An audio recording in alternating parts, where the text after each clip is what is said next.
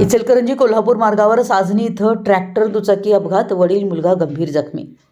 इचलकरंजी कोल्हापूर मार्गावर आज दुपारच्या सुमारास नव महाराष्ट्र सहकारी सूतगिरणी साजनी समोर भीषण अपघात झाला।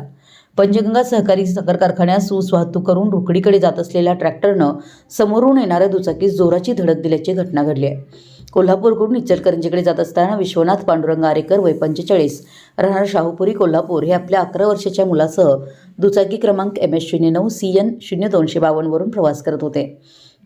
नव महाराष्ट्र सहकारी सूतगिरणी समोर आली असता समोरून येणाऱ्या ट्रॅक्टर चालक कृष्णा माळी राहणार बीड ट्रॅक्टर क्रमांक MH23 BC 8649 ने त्यांच्या दुचाकीस धडक दिली।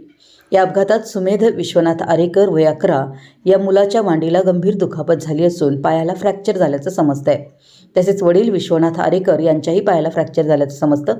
जखमी मुलासह वडिलांना कोल्हापूर येथील खासगी रुग्णालयात उपचारासाठी दाखल करण्यात आल्याचं समजतंय।